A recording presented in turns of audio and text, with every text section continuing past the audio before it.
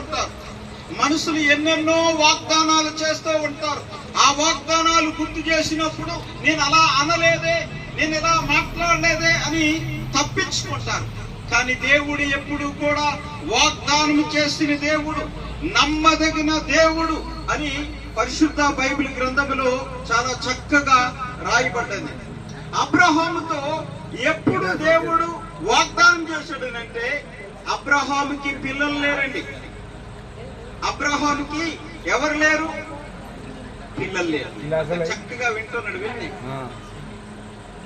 Bible సెలవిస్తుంది, అబ్రహాముకి పిల్లలు లేరు. పిల్లలు లేని సమయంలో పెళ్ళయింది.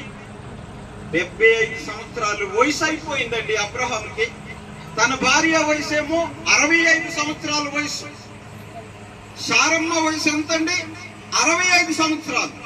అబ్రహాం వయసు ఎంత? 70